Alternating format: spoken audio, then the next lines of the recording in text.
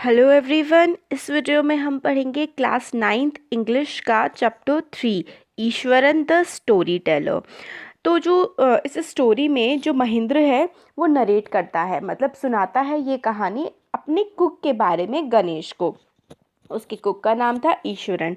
महेंद्रन जो है वो वर्क करता था एज अ जूनियर सुपरवाइज़र एक कंपनी में, जो प्रोवाइड करती थी जूनियर सुपरवाइजर्स, मतलब अलग अलग कंस्ट्रक्शन कंपनीज पे ऑन रेंट। मतलब वो जो महेंद्रन था वो एक सुपरवाइज़र था, जूनियर सुपरवाइज़र, और उसकी जो कंपनी थी वो अलग अलग जो कंस्ट्रक्शन साइट होती थी जहाँ पे काम होता है वहाँ पर उसको भेजा करती थी।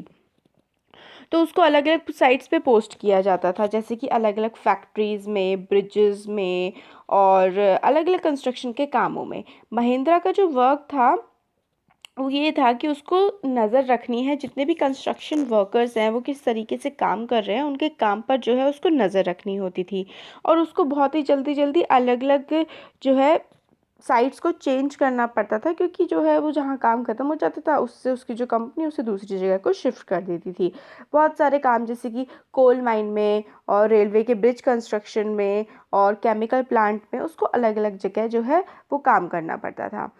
अब महेंद्रन जो है वो बैचलर था। देखिए, बैचलर होते हैं जिनकी शादी नहीं हुई होती है, तो वो मतलब उसको टेम्परेरी क्वार्टर्स में रहना पड़ता था जो कंस्ट्रक्शन साइट पे ही दिए जाते थे। उसको कोई थी प्रॉब्लम नहीं होती थी, वो एडजस्ट कर लेता था सर्किट हाउस में भी। और कई बार उसको बेसिक एमिनिटीज़, जो नॉर्मल सी चीज़ें होती है, जैसे कि किचन हो घर में या एक कमरे का ही घर हो, वो सब जो है कई बार नहीं उसको मिल पाता था। मगर उसको ऐसी कोई प्रॉब्लम नहीं होती थी, मगर क्योंकि महेंद्रा को एक एडवांटेज था, उसके पास उसका कुक था जिसका नाम था ईश्वरन।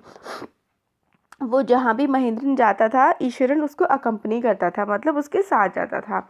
ईश्वरन जो है वो महेंद्रा के काफ़ी क्लोज था और हर जगह उसके साथ जाता था, और किसी भी बात के बारे में वो कभी कंप्लेन नहीं करता था ईश्वरन, कि कैसी टफ कंडीशन में उसको रहना पड़ रहा है। और वो हमेशा जो है महेंद्रन के लिए खाना बनाता था, उसके कपड़े धो देता था, और उसको काफ़ी ज़्यादा कंपनी देता था रात में बातें करने के लिए। ईश्वरन के अंदर बड़ी अच्छी क्वालिटी थी एक, कि वो बहुत ही अच्छी और एंटरटेनिंग स्टोरी सुनाता था अलग अलग सब्जेक्ट्स पे। अब देखिए, इसमें हमारा एक इम्पॉर्टेंट वर्ड आया मेक शिफ्ट, मतलब टेम्परेरी, जो परमानेंट ना हो, पक्का ना हो। क्वेरी का मतलब होता है माइन, जो माइन खदानें होती है ना, जिसमें खुदाई होती है। एसेट का मतलब होता है कोई भी आपके पास कीमती चीज़ होती है, उसको बोलते हैं। एनेक्डोट होता है एक कोई भी शॉर्ट, अम्यूजिंग, इंटरेस्टिंग सी स्टोरी जो किसी रियल इंसिडेंट पे या फिर पर्सन पे बेस्ड हो, तो वो होती है एनेक्डोट, एक छोटी सी कहानी जो किसी सच्ची घटना पे आधारित हो। तो जो महेंद्रन का कुक था ईश्वरन, वो उसको काफ़ी सारी स्टोरीज़ वगैरह सुनाया करता था, और जिससे जो है महेंद्रन का एंटरटेनमेंट भी हो जाता था। अब महेंद्रन गणेश को बताता है कि ईश्वरन बहुत ही अच्छा कुक था। वो किसी भी एक अनजान सी लोकेशन में से सब्जियां और ज़रूरत का सारा सामान पता नहीं कहाँ से वो ले आया करता था, और ऐसी जगहों से भी जहाँ पर कोई लोग भी नहीं रहते थे। टेम्परेरी रूफ होती थी, मेटेलिक शीट्स भी बड़ी होती थी, फिर भी वो खाना इतना अच्छे से कहीं से ढूंढ के भी ले आता था, और बहुत ही मतलब जैसे उसके हाथों में मैजिक था, वो इतना अच्छा खाना बनाया करता था। अब देखिए, इसमें वर्ड यूज़ हुआ है एक डेजोलेट। तो डेजोलेट का मतलब होता है जो जगह खाली हो, जहाँ कोई रहता ना हो। कॉन्जोर अप का मतलब होता है टू गैदर, एक साथ इकट्ठा करना। और क्रिएट मैजिक, एक साथ इकट्ठा करके कुछ अच्छा सा कर देना। और जिंक शीट शेल्टर, मतलब टू मेटल की जो शीट टीन टाइप की डाल देते हैं ना, उसके बारे में बात करी गई है। तो मतलब वही बताते हैं कि उसके लिए मतलब बहुत अच्छा खाना वो बनाया करता था। फिर महेंद्र को जो है वो जल्दी उठ करके जाना पड़ा करता था, और वो जल्दी उठ के अपने ब्रेकफास्ट करके काम के लिए निकल जाया करता था, और जो ईश्वरन है वो उसको लंच भी प्रिपेयर करके देता था। ईश्वरन फिर मतलब घर का सारा काम करता था, लिविंग प्लेस जो जहाँ वो रहते थे उसको साफ़ करता था, महेंद्र के कपड़े भी धो देता था, और फिर उसके बाद वो नहाता था वो बहुत सारे पानी से, जो ईश्वरन था। और नहाते हुए वो मम्बलिंग प्रेयर, मतलब कुछ चैंटिंग करते हैं ना, मंत्र वगैरह भी बोला करता था। फिर जब वो दोपहर का अपना खाना वगैरह खा लेता था उसके बाद वो तमिल लैंग्वेज की जो उसकी फेवरेट किताबें होती थी वो उसको पढ़ा करता था, और वो कहानियों में इतना खो जाता था कि हर चीज़ को बहुत ही डिटेल से, बहुत ही ध्यान से, फुल डिस्क्रिप्शन के साथ वो पढ़ता था। और जब ये लोग ईश्वरन और महेंद्रन जब ये दोनों सोने जाते थे तब ईश्वरन महेंद्रन को बहुत सारी अच्छी अच्छी कहानियाँ जो है वो सुनाया करता था। ईश्वरन जो है स्टोरी पढ़ता था बिल्कुल डिटेल में, और उसको जो है वो डिस्क्राइब भी करता था, वो भी फुल डिटेल में।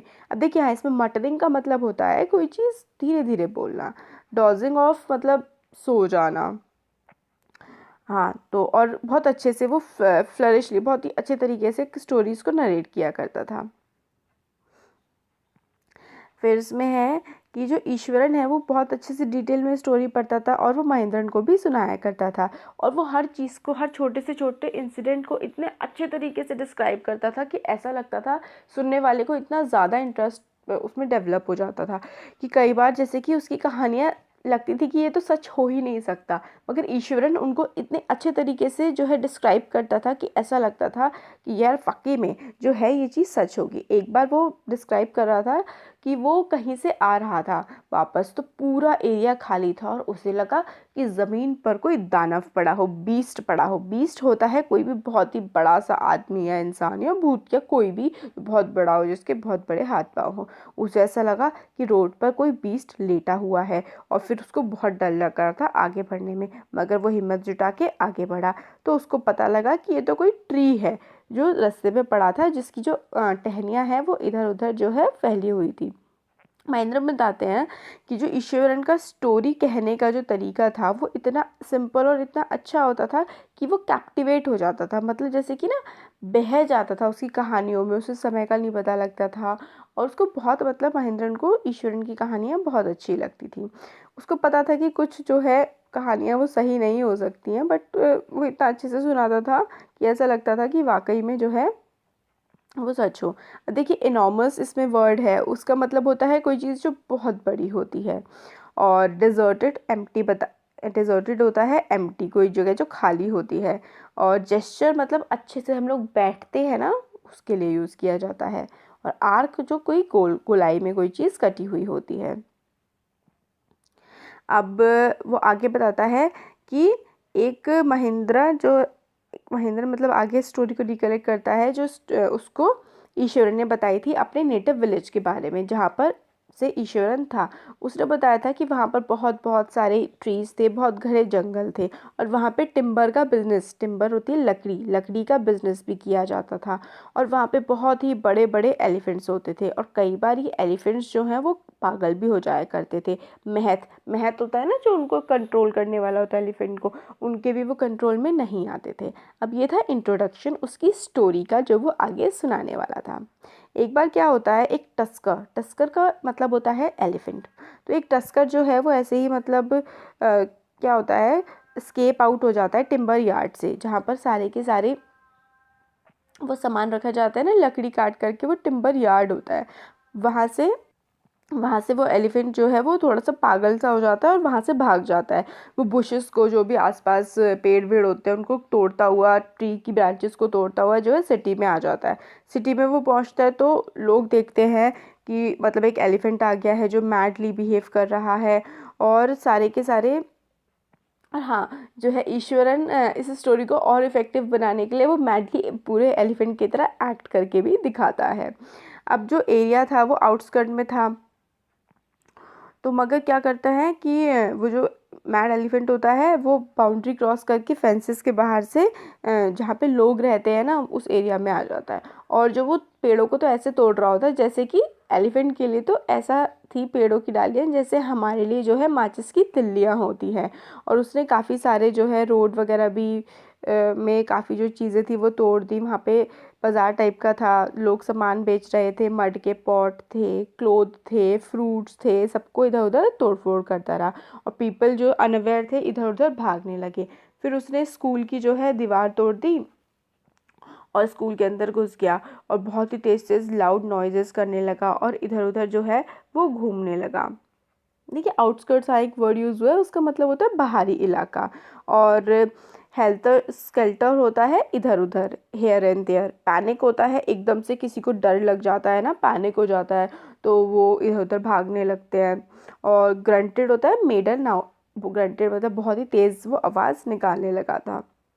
हाँ, तो वो स्कूल में घुस जाता है, इधर उधर तोड़ फोड़ करने लगता है। बच्चे सारे क्लासरूम में चले जाते हैं, टीचर्स मतलब कुछ लोग छत पे चले जाते हैं। फुटबॉल ग्राउंड में जो है गोल पोस्ट वो पूरा उसे तोड़ फोड़ कर दी होती है। फिर वो अपने बारे में बताता है कि एक भी ऐसा पर्सन नहीं था जो ग्राउंड में सामने खड़ा हुआ हो उस मैड एलिफेंट के। फिर जो ईश्वरन बताता है कि वो जो है उस टाइम पे जूनियर क्लास में था और वो पूरा का पूरा ड्रामा जो है रूफ टॉप से मतलब छत से देख रहा था। फिर वो सडनली आया और उसने क्या किया, एक डंडा जो है उठाया। केन, केन मतलब आप कह सकते हैं एक डंडा टाइप का होता है, वो उसने उठाया और उसने जो नेल होता है एलिफेंट के वो गया नीचे की तरफ और उसने एलिफेंट के नेल के ऊपर मार दिया। अब इससे क्या हुआ, पहले तो मतलब वो एलिफेंट जो है वो उसको थ्रेटन कर रहा था, मगर ईश्वरन कहता है कि वो डरा नहीं, उसने स्टिक से एलिफेंट को ये थोड़ी थोड़ी आगे मूव किया और उसके नेल पे मार दिया। सारे के सारे लोग जो है क्लाइंब से इस इंसिडेंट को देख रहे थे और वो ऑस्ट्रक रह गए कि किस तरीके से मैंने उस एलिफेंट को मारा। और जैसे ही मैंने उसे मारा ना तो वो जो है वो अनकॉन्शियस हो गया। अनकॉन्शियस का मतलब जो होता है वो होता है बेहोश हो जाना, बेहोश हो गया था। फिर वो आगे बताता है कि वो किस तरीके से वो बेहोश होकर के ज़मीन पर गिरा था। तो देखिए ऐसा होता है कि ईश्वरन ने स्टोरी को जो है इनकम्प्लीट छोड़ दिया था और लो वॉइस में वो रिटर्न अपने गैस स्टोव जो है जलाने लगा था रात का खाना बनाने के लिए। और महेंद्र जो है वो काफ़ी क्यूरियस था कि ये जानने के लिए कि आगे क्या हुआ, क्योंकि ईश्वरन ने वाली स्टोरी थोड़ी सी अनफिनिश छोड़ दी थी।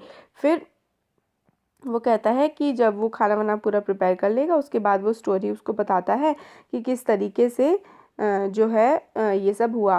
तो ये वो कहता है कि मार्शल आर्ट का एक तरीका है कि किस तरीके से नर्वस सिस्टम पे अटैक करके किसी को अनकॉन्शियस मतलब बेहोश कर दिया जा सकता है, वो ये बात बताता है।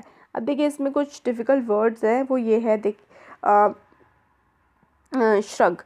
श्रग होता है to raise one shoulder slightly and momentarily to express doubt, मतलब ऊपर की तरफ हम लोग कंधे करते हैं ना कि पता नहीं ऐसा है या नहीं है, इस वाला जो टाइम होता है इस टाइप से जब हम एक्ट करते हैं तो वो होता है श्रग। फिर इसमें एक वो हाँ डॉक्टर वगैरह को बुलाते हैं उसको सही करने के लिए एलिफेंट को, तो वो वेटरनरी डॉक्टर को बुलाते हैं जब वो अनकॉन्शियस कर देता है ईश्वरन उसे। तो वेटरनरी डॉक्टर होता है जो जानवरों का डॉक्टर होते हैं। और रैप अटेंशन का मतलब सब लोग बिल्कुल कंप्लीट अटेंशन के साथ देख रहे हैं किसी की तरफ या आप किसी की बात सुन रहे हैं, वो होता है रैप्ट अटेंशन। अब देखिए आगे क्या होता है इसमें, आगे ये वाली जो स्टोरी है ये वाली स्टोरी ख़त्म हो जाती है, वो पूरा बता देता है कि किस तरीके से उसने उसे सबकॉन्शियस किया। फिर उसके बाद महत को बुलाया गया, वो ठीक हो गया जब एलिफेंट, फिर उसको वापस जो है जंगल में भेज दिया गया। तो ये वाली नर्वस सिस्टम पे उसने अटैक किया था जापानीज़ उससे तरीके से मार्शल आर्ट से। अब देखिए हर दिन जो है वो ईश्वरन कोई ना कोई बहुत ही अच्छी सी स्टोरी सुनाया करता था नरेटर को। एक दिन क्या हुआ, कोई फिक्शन होती थी मतलब मनगढ़ंत कहानी होती थी, कोई उसकी रियल घटना होती थी अपनी लाइफ की। तो अब बिना टीवी के जो है महेंद्रन का काफ़ी अच्छा एंटरटेनमेंट हो जाया करता था ईश्वरन की स्टोरीज से। अब एक सुबह जब महेंद्रन अपना ब्रेकफास्ट कर रहा था, ये जो ईश्वरन ने कहा कि क्या वो एक स्पेशल मील बना सकता है, क्योंकि ये जो है अब श्राद्ध वाला टाइम है, मतलब इसमें नहीं लिखा गया है मैं बता रही हूँ आपको। श्राद्ध का टाइम होता है जब जो एल्डर्स जिनकी डेथ हो गई होती है, डेड एल्डर्स के लिए, उनकी आत्मा की शांति के लिए स्पेशल खाना बनाया जाता है। तो वो कहता है ठीक है।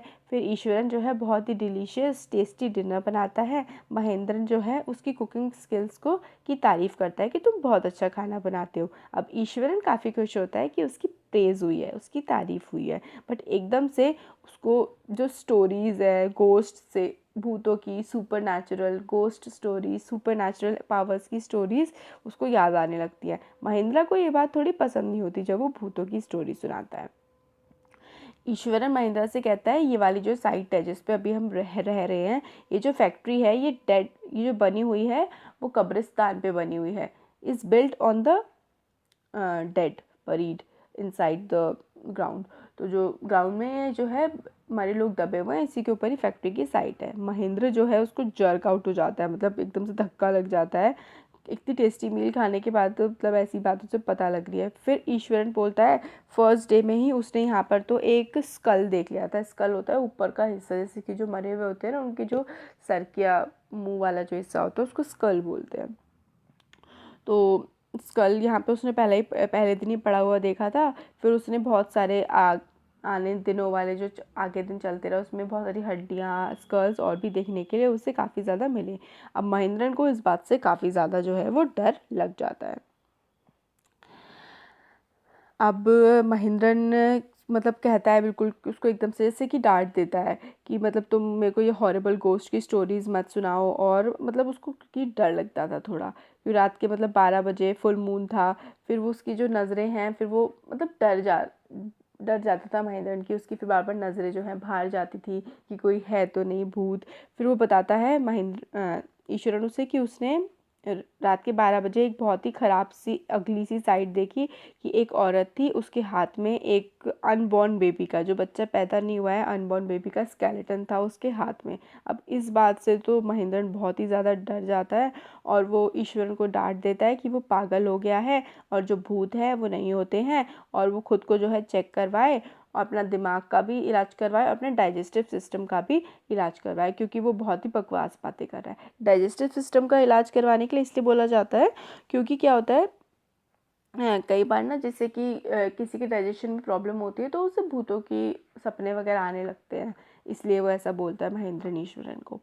अब महेंद्रन को लगता है कि ईश्वरन जो है वो कुछ दिनों तक चुप रहेगा क्योंकि उसने उसे डांट दिया है, मगर वो तो सुबह ही चीयरफुल था और अच्छे से बात कर रहा था ईश्वरन महेंद्रन से। महेंद्रन मतलब शो खुद को बहुत ज़्यादा ब्रेव दिखाने की कोशिश करता है, क्योंकि ईश्वर ने लास्ट नाइट ही बताया था उसे कि यहाँ पे उसने भूतनी एक देखी है और उसके हाथ में ऐसा लग रहा था जैसे अनबॉर्न चाइल्ड हो। फिर अब इस बात से जो है महेंद्रन को काफ़ी ज़्यादा डर लगने लगा था। अब हर रात जो है वो खिड़की से बाहर जाके देखता था ये एश्योर करने के लिए कि भाई यहाँ पे जो है कोई गोस्ट तो नहीं है। इस बात को एश्योर करने के लिए अब महेंद्रन जो है हर रात बाहर झाँक झाँक करके देखने लगा था।